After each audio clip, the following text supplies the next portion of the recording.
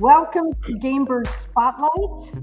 This is a program from the North American Game Bird Association, bringing ideas, information, issues, and inspiration to the game bird industry.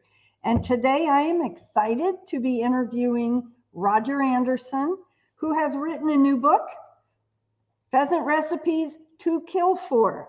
And of course, that title kind of catches you and brings you in. And I know that we have hunting clubs, we have hunters, we have many people who would be interested in this book. So Roger, why don't you tell us a little bit about your background? Obviously, I would say you're probably a pheasant hunter. Yes, pheasant hunter, upland for many years, some waterfowl, and a bird dog lover as well. Well, I grew up in New Jersey, and that's of all places where I first went pheasant hunting. My father was actually an immigrant from Norway, and when I was a young teenager, he took me several times to, there was a game farm in Northwest New Jersey we went to, and then we'd go out to public land. The newspaper would publish when they were releasing birds on the public land, and so we'd go out then. So I hunted for a few years, didn't hunt for quite a while until when I was 36. I moved to Minnesota, and the fellow Larry across the street was an avid hunter, and he got me back into it. And then the next Christmas, my wife surprised me with a Brittany. Oh, nice. Yeah, when I was a kid in New Jersey, we had a yellow lab, which hunting was also very good. Right, back here we have, let's see, flintlock and musket, and we have ginger that are also yellow labs, and so I love that breed. Yes. Yeah. So I really got full time into hunting. Made a number of friends who hunted. We hunted for 35 years in Minnesota, both the Dakotas, Nebraska, Wisconsin, Iowa, and Kansas. We do a mixed hunt for pheasant and quail in Kansas, which was wonderful. I had a friend that had about 10,000 leased acres down there. Wow. You couldn't beat that. No. Especially when the quail coveys were so big 15 years ago. But yeah, I was really hooked. My first Brittany lady I had for about 10 years. And then I actually went down to Texas. I don't know if anyone knows who Delmar Smith is. He's probably one of the most famous Brittany breeders and field trial champion outfits down there. And I was looking for a big running Brittany. And lady ran around 45 pounds. When I got Jackson, he ran about 65 pounds, and he could just go through any brush at all. But we hunted, I was trying to think about it last night. We probably hunted 50 days a year. And so you add that up, the number of birds that we were bringing home, and we were game farms and public land and all over. It's like 150 birds or more each year. That's a lot of pheasants, yes. Yeah. So the way this book started, when I first started hunting in my 30s out in the Midwest, I'd bring birds home and I'd ask people, well, how would you cook them? And typically they'd say, well, just put it in a baking dish and pour cream of mushroom soup over it and put it in the oven. And it tastes like cream of mushroom. Yeah. And reflecting on that, if I were to buy nice tender chicken breasts, I wouldn't cook it that way. But, or another recipe that actually was my kids liked a little better, we'd make pheasant McNuggets. And if you'd pour a little honey on it, and that was okay. But all the leftovers got thrown out. And there was one day where during hunting season, my wife grabbed me by the arm and took me to the fridge. And she opened the fridge, and there was nothing but pheasants in there. Ooh. And she said, Roger, you really have to stop hunting, or at least don't bring the birds home anymore. And I said, well, we'll just have to eat them more often. And she shook her head and said, no, we don't really like the way you make them. Oh, that hurts. Ouch. So I had a dilemma. I wasn't going to give up hunting. I didn't really want to give the birds away, and actually a lot of people didn't want them. So I had to find a solution. And there was a hunt club down in Wisconsin, southern Wisconsin, in Richmond, I think it was, Wisconsin, that I went to a number of times, and they would exchange your pheasants for either a pheasant pot pie or barbecued pulled pheasant. Okay. Just a batch of it, and maybe you paid, I don't know, back then, $5 more. You gave them your bird, and you gave them $5 more, and you got either a pot pie or you got the pulled barbecue, and everybody loved it. And it made me start to think. So my first thought was, a pheasant's not the same as a Purdue chicken. Right. You get a Purdue chicken, it's got skin on it. It's only about 6 to 8 weeks old, and it hasn't had a lot of exercise. You get a pheasant, and I suppose some people take the time to pluck it, but 90-some% of us just skin the thing.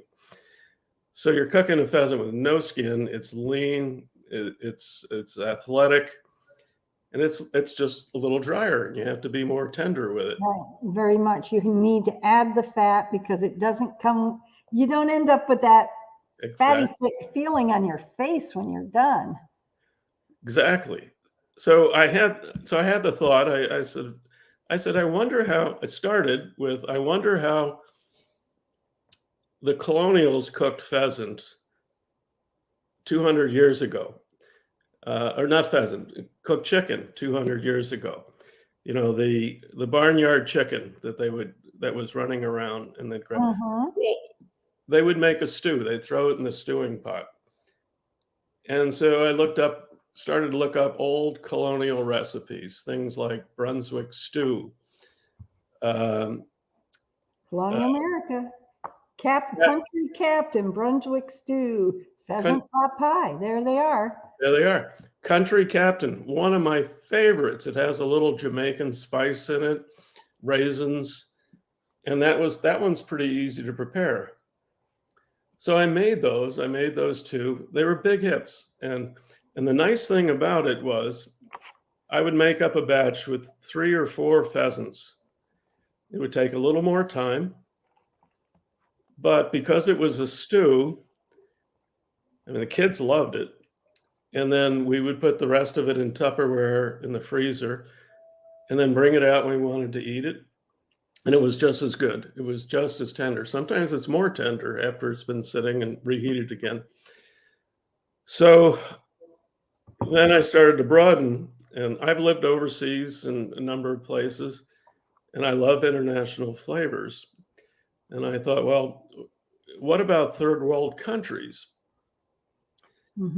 What about they use meat as a flavoring in their foods, or mixed with other stuff over a base of rice, noodles, something. So I was looking at third world countries, like how did they cook that village rooster? And so I started out with a few. I just made last week my Malaysian sweet potato curry. It's a mild curry. Oh my gosh, it's so tender. And some of my other favorites is if you like coconut, there's a Brazilian coconut stew that's absolutely fantastic. And one of my very best unusual recipes is a West African peanut stew. It has peanuts and peanut butter and curry, I think it also has sweet potatoes, and you serve it over rice. You've hit all the ones with the stars on them. Those have got to be your favorites. Those are my, Uh-huh. but they're all so good, and some of them are so simple to make. Some of them take more time. But again, if you're cooking 3 or 4 birds up at a time, Mm-hmm. and it's in a stew, and you can freeze 2/3 of it. So these all freeze well and then are good for another night. Yeah, and so the cooking time when you figure it out isn't really that much to take that extra effort if you're going to get 4 meals out of Mm-hmm. it or 3 meals out of it. So that was, and it was such a big hit. I also go on fly-in fishing trips in Canada every year with my friends, and so they started asking me to, bring some Tupperwares of this. It was just so easy to make and heat it up, and they loved it, and they were all making it themselves. And probably about 10 years ago, after I'd assembled these recipes, I kind of self-printed at Kinko's this recipe book, and I took it to one of the hunt clubs that I go to. I go to frequently. It's Traxler's Hunting Preserve in Minnesota, and I gave Jeff about, I don't know, 20 of them, and the members just gobbled them up. But I put the thing aside for the last 10 years until last year. I said, this is just really good, and I had already published 2 other books in historical fiction, and so I said, why don't I have this professionally done as well? And so I did. Mm-hmm. Yeah, I was commenting on that. It's a pretty book. Yeah. There are some recipe books you think this thing looks like it was in grandma's kitchen years ago. This is pretty. It's not huge. It's not one, I don't know how many pages. I think it has about 25 recipes. Yeah. And they're all beautifully pictured with very simple directions. Yeah. They're very, very well done. I don't know who the photographer was for the food, but it's magazine quality. Very, very nicely done. So you marketed it, or you just introduced it at the hunt club. The reception was good. Where'd you go from there? Well, I didn't think it would. I thought I would have a hard time reaching an audience through the normal marketing tools on Amazon. So it's printed by Amazon for me. And it's such a specific audience. So one of the first things I did was, if you go on Facebook, there are a whole lot of groups who are pheasant hunters. There's Wisconsin pheasant hunters. There's North Dakota pheasant hunters. I can't remember all the names. There's the U.S. Pheasant Hunter Association or something. There's about the North American Game Bird Association. Don't forget us. Peg, I didn't find that. I didn't find that on Facebook, and I'll have to go put something on there. If it's, some of them don't allow like ads, so I would put a picture of the book. Well, we will definitely have this on there. We have the North American Game Bird Association has been around for 80 plus years, and we're like the best kept secret. We have people who raise birds, but they have no idea that we're there. So I'm going to encourage people to join the North American Game Bird Association. But we have members all over the country and out of the country. But you didn't know about us, and we didn't know about you, and this was a happy coincidence. We received a copy of your book in the mail with no letter. And it came, and it didn't have anything explaining what it was. And we went, wow, this is awesome. And it took us a while to get connections to you. So very happily we did. And now we're marketing this through our pro shop at the Hunt Club. We Right. have it out. We will be sharing this presentation with all of the folks at the North American Game Bird Association. You said you have published 3 books. What are you said your others are historical fiction? Well, one of them is, Ruth, Peg, let me just say that the other way I marketed it, which was much more successful, was there is a directory, you're probably familiar with it, of hunt clubs and preserves in the United States. We have a directory. What one are you referring to? I can't remember the name of it. It was like North American Hunt Clubs or something like that. Okay, well, ours is North American Game Bird Association Hunt Club. So it could have been that one. Could have been that. Could have. Okay. So what I did that was much more productive is I sent out a free copy with the letter. I mean, I don't know why. Yeah, our letter got eaten up somewhere. We had no idea. Well, your daughter Ruth runs the Elkhorn Lake Country Club, and she did get the letter, and she contacted me, and she ordered 20. So I sent out a free copy with a letter to 120 hunt clubs around the country, from Idaho, Colorado, Texas, the Carolinas, Pennsylvania, New York, New Jersey, and of course all the Midwest. And I had a great response. And what's most exciting is a lot of them, like Elkhorn, have already reordered. And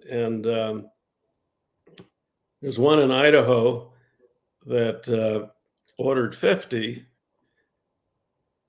back in September, and like I don't know when the season starts out there, but maybe it's a private preserve and they can hunt early. But 3 weeks later, they called me and ordered another 50. They said the first week we had a tremendous response. We sold, I don't know how many hunters they have, if they could have sold so many, but we're getting a lot of clubs that are doing that. If I can, do I have time to say a couple other things? Go ahead. Yes, absolutely. So you told me earlier about people have welcome packets for new members, other ways that people have used things. Tell us about that.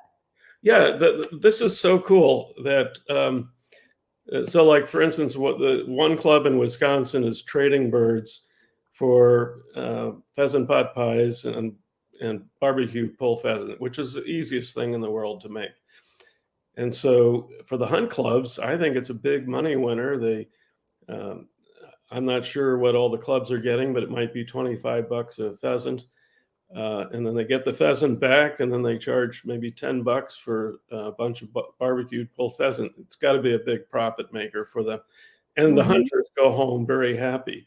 Right. Because it's already processed, it's ready. Mama doesn't have to worry about sticking it.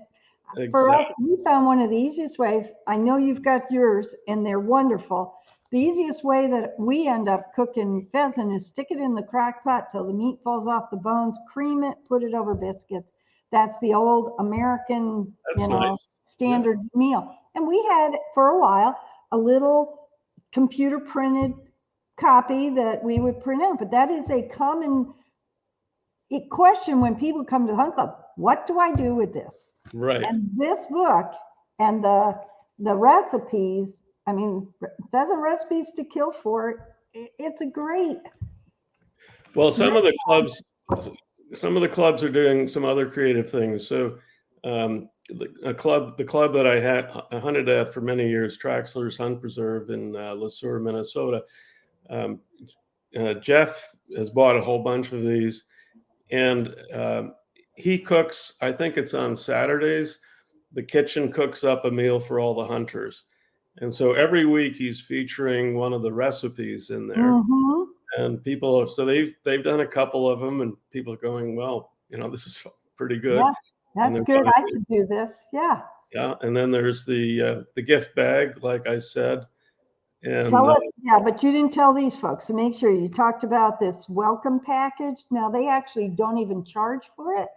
I don't think they charge for it. This is a club out west in Oregon, I think, that they must have an annual membership fee.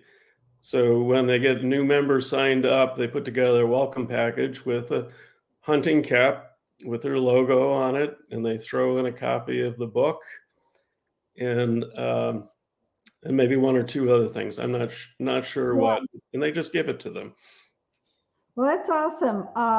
So going back to the complexity of the recipes, do you have to be Julia Child to do these? I think if I'm not Julia Child by a long shot. No, you don't. I'm not Julia Child. You don't look like her. No. Yes. Oh, yes, yes. Yes, first you take the pheasant. Okay, very good. All right. No, they're not hard to make. And if you look at the recipes, some take longer than others. Some can take 30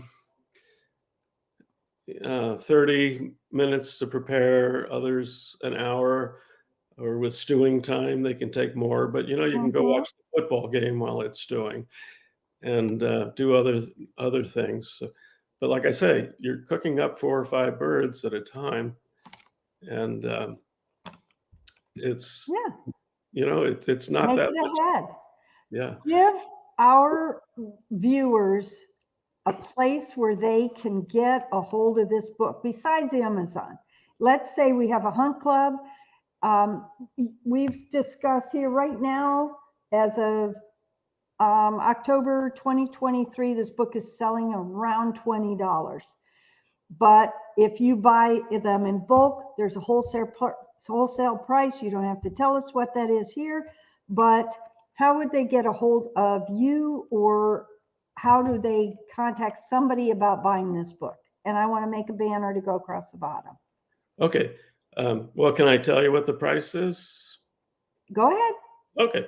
Well, right now it's $10 for 20 per book for 20 or more. Okay. November 1, it's going to Christmas presents, if nothing else. I know. Wonderful. I know. And most of the hunt clubs that I've talked to are selling it for 20. So they're making a very nice margin on it. And what all the hunt clubs say is that if their hunters go home and prepare great meals, their family's going to encourage them to come back and hunt more often. And that's the way they look at it, is they're rather than your wife saying you've got a freezer full of birds, right. Let's do something different. Don't you want to go hunt elk? Okay, I can understand. So I'm wholesaling it for $10. November 1, it goes up to $12. My postage is getting higher. And how do they get a hold of you, Roger? Yeah, they can either email me at RDA 7253 at gmail.com. All right, let's put that across.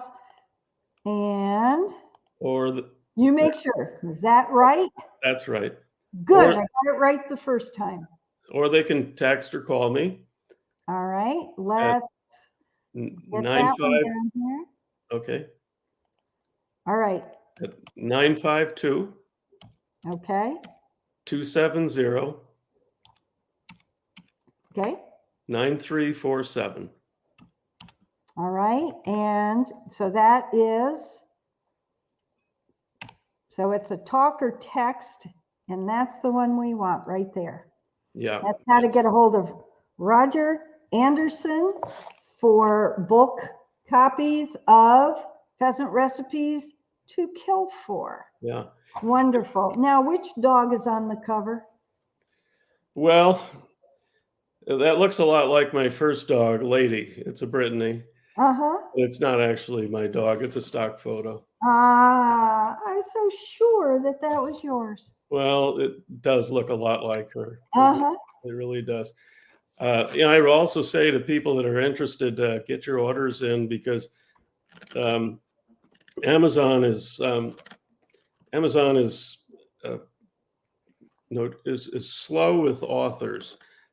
if you order directly from Amazon and you're going to pay $19.95, they'll get it to you in 3 days.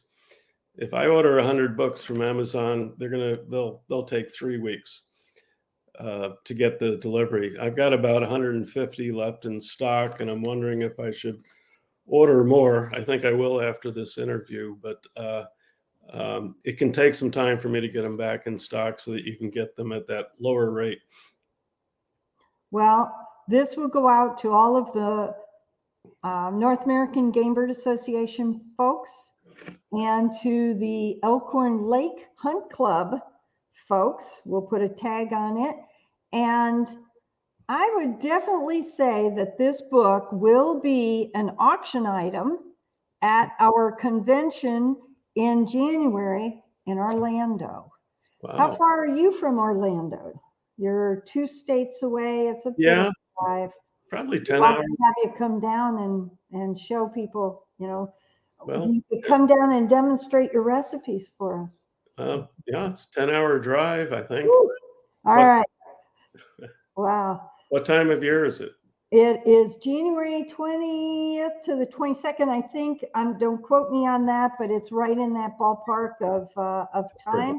It's a little chilly in North Carolina then. So it's chilly everywhere except Florida. So that's why we're going to Florida.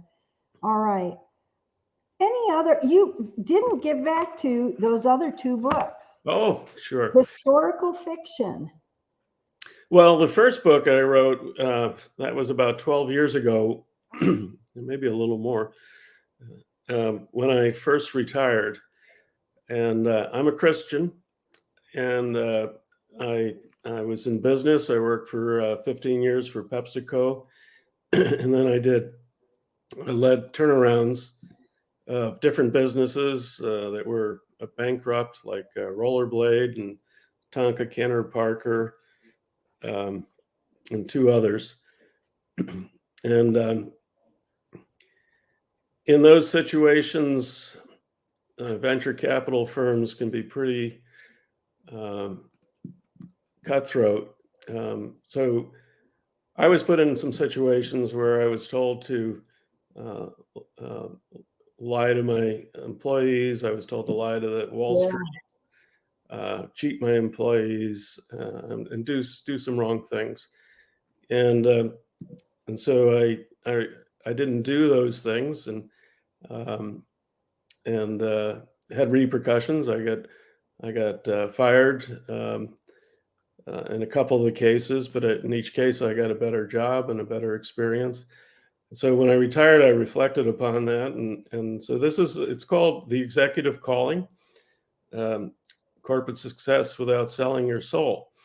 Nice, very nice. So it's a book about business ethics, morality, and then my second book, which just came out 2 years ago, is called The Immigrant's Journey.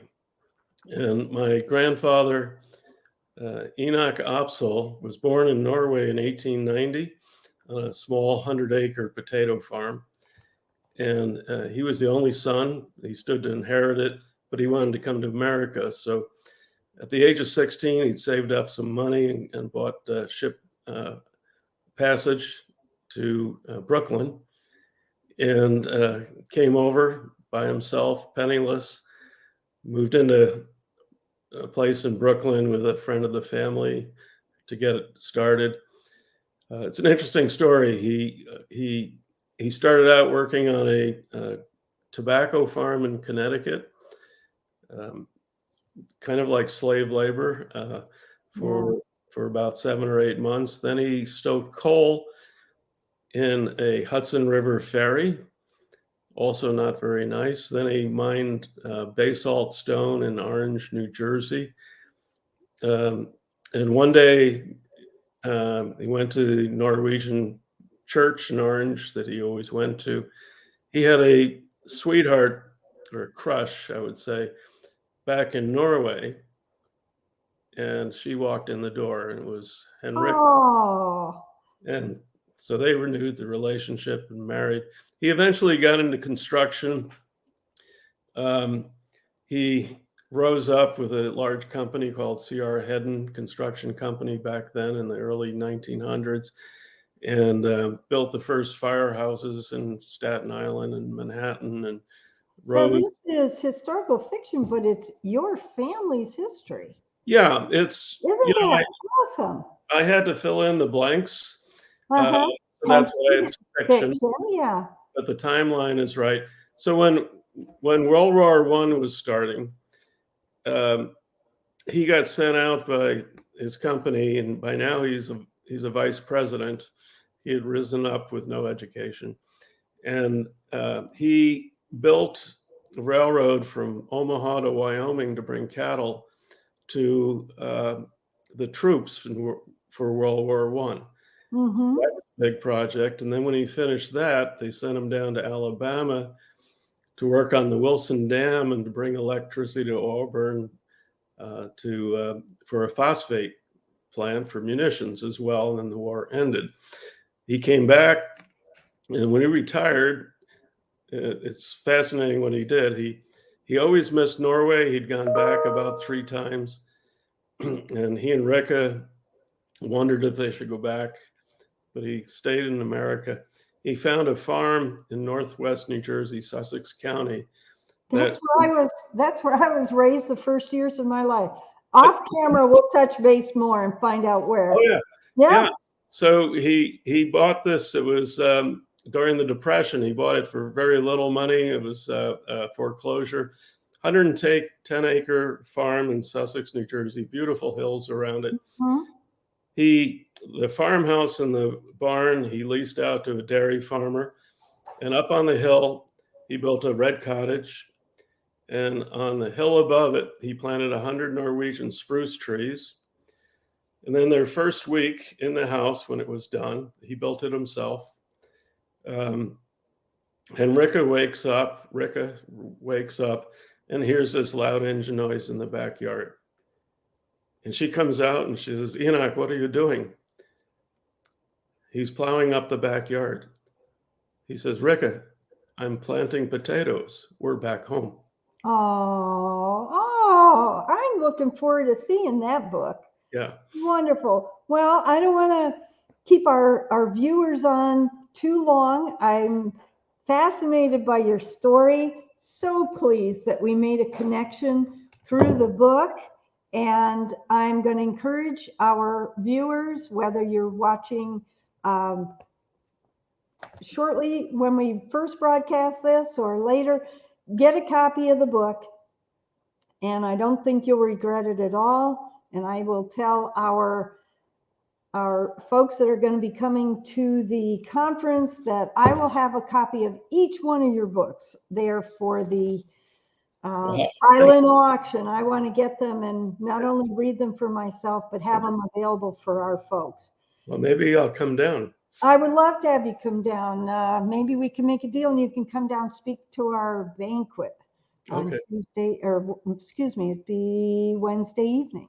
But we'll talk about that offline. Okay. Thank you. It's been a great half hour. Fascinating.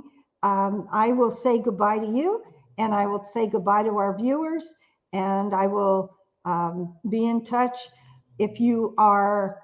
So again, thank you for being with us. We'll talk more. Hang with me. I'll be back to you in a minute.